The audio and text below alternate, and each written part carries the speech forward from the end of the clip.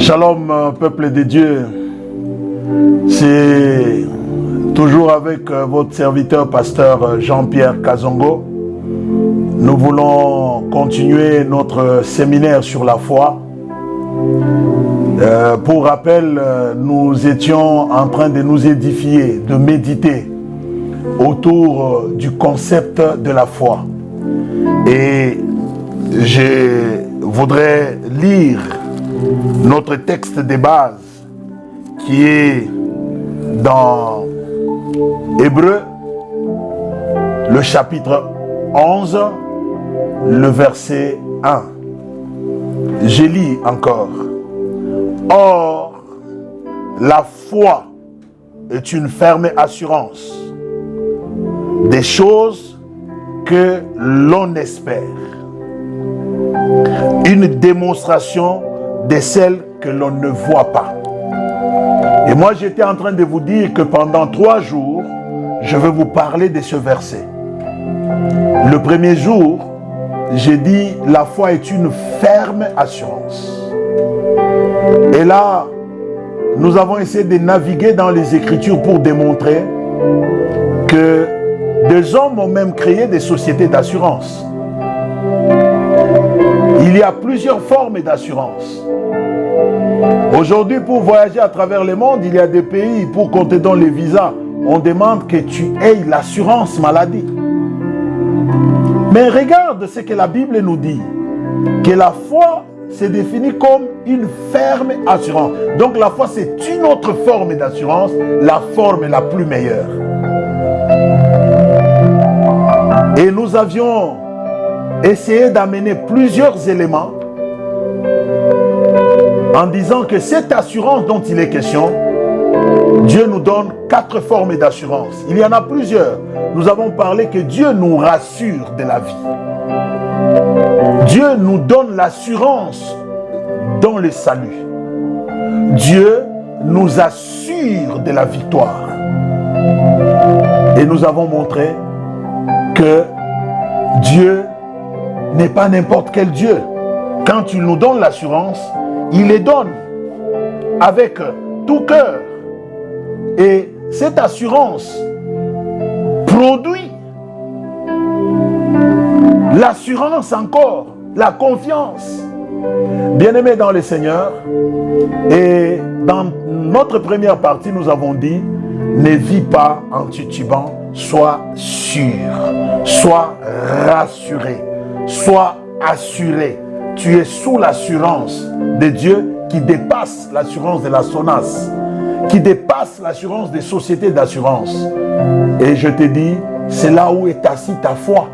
Et Dieu te garantit le domaine le plus compliqué de ta vie. Mais alors aujourd'hui, j'aimerais continuer. Je parle de la deuxième dimension de la foi, l'espérance. Je peux même dire une ferme assurance, une ferme espérance. L'assurance vient de la responsabilité de Dieu. Il t'assure la vie. L'espérance, c'est de ta responsabilité. Je voudrais aujourd'hui prendre mon temps à t'exhorter sur le fait que tu dois espérer en Dieu. Sur le fait que tu dois compter sur ce que Dieu a dit. Et c'est comme ça que nous avons médité dans les livres de Nombre en disant,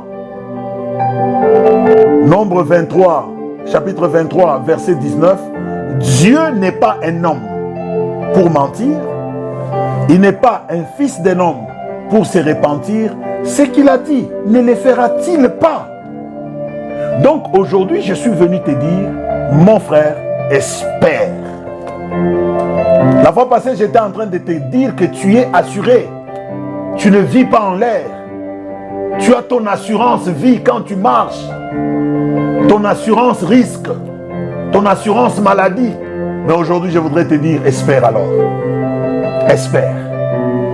Mais l'espérance dont je vais te parler, je l'appelle autrement dit le seuil de la foi. C'est-à-dire la limite Quand il n'y a plus de raison d'espérer, c'est de cette espérance dont je te parle. Alléluia. Je te parle de cette espérance quand scientifiquement il n'y a plus de motifs. Socialement, il n'y a plus d'arguments. Économiquement, tu es en l'air. Politiquement, rien du tout. Les diagnostics et les pronostics des hommes ont conclu que c'est fini. C'est à ce niveau-là que je voudrais te parler d'espérer. C'est ça la foi. Je ne sais pas s'il y a une femme ou un homme qui est en train de me suivre. Oui, tu peux parler de la foi pendant que la médecine est encore en train de te garantir. Tu peux parler de la foi pendant que la science des hommes est en train de te garantir. Mais je parle de l'espérance quand les arguments sont au bout. Au bout. C'est de cette espérance dont je parle, mon frère et ma soeur. C'est de cela dont il est question. Je vais prendre un exemple. Parlons d'une femme qui est à la ménopause. Les théories disent à 40 ans, ça pose déjà problème. La fécondité est en train de partir, 45 ans, ainsi de suite. Mais une femme qui a été épousée à 20 ans, 22 ans, elle se dit, j'ai encore 18 ans, j'ai encore 20 ans. Quand elle a 30 ans, elle se dit, non, c'est pas grave, j'ai encore 10 ans, je peux faire des jumeaux. Quand elle a 35 ans, elle se dit, c'est pas grave, dans 5 ans, le miracle peut se réaliser. Quand elle a 40 ans, à 39 ans, elle se dit, non, 12 mois, je peux faire des triplés. À 40, une théorie peut encore lui dire, non, c'est pas encore grave. Ça peut encore arriver. Quand tes cycles sont encore en train de fonctionner. À 45 ans, on peut encore lui dire des choses. Mais quand elle pousse comme ça, c'est à 50, c'est à 55. Les données deviennent compliquées. Quand l'âge pousse, la ménopause se solidifie. La ménopause s'affermit. Mais je voudrais te dire, ma soeur, c'est quand tu es dans cette situation que tu as besoin d'appliquer l'espérance dont je t'enseigne. Alléluia. C'est dans cette dimension que tu dois expérimenter l'espérance dont je te parle. Parce que l'espérance ne trompe pas.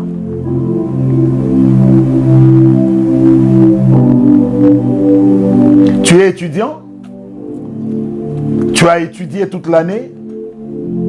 À la première session, on te dit que tu es ajourné, tu as une deuxième session à faire. Tu fais à la deuxième session, on te dit que tu es encore ajourné. Mais toi, tu dis, j'espère que Dieu peut faire encore quelque chose. Les gens te regardent et disent, on a affaire à un fou. Il faut l'amener chez Saint-Pépé. Tu dis, non, je crois que Dieu peut faire quelque chose. C'est de cette espérance dont je parle. Là, la délibération est clôturée. Entendu que les jurys, ayant après débat et délibération, on n'a pas cité ton nom, mais tu dis, je crois que j'ai réussi. Des gens capables de changer l'histoire par leur espérance. Si vous êtes là, c'est de vous dont je parle. Si vous n'êtes pas dans cette catégorie, je vous prie d'entrer dans cette catégorie.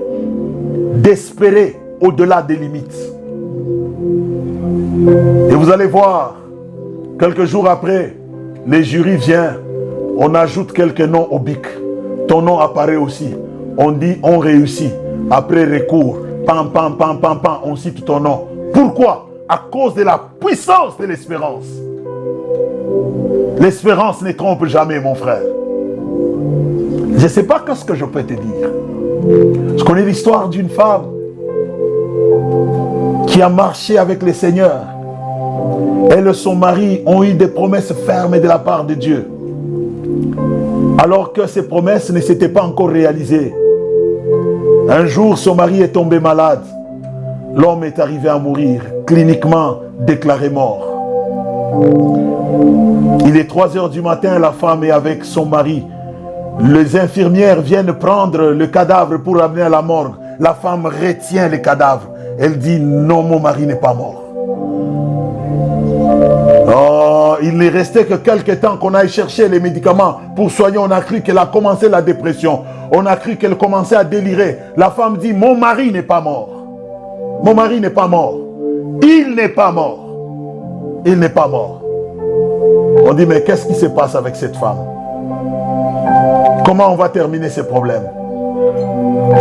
Elle fait une courte prière. Seigneur, tu m'as dit. Seigneur, tu m'as promis. Mais ce n'est pas ce que je vois. Je refuse de croire mes yeux. Je refuse de croire le médecin.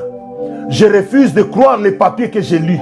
Je refuse de voir que mon mari ne respire pas. Je refuse, mais je crois qu'il n'est pas mort. Je crois qu'il n'est pas mort. On a laissé la femme dans sa folie. 4 heures du matin, on est revenu pour la convaincre. Non, 5 heures, on est revenu. Vers 6 heures, le médecin, directeur, il devrait commencer le tour des salles. On vient pour récupérer l'homme de force.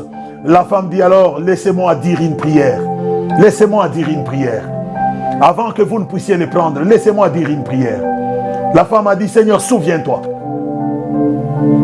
que tu n'es pas un homme pour mentir. J'espère, Éternel, que mon mari n'est pas mort. Et je crois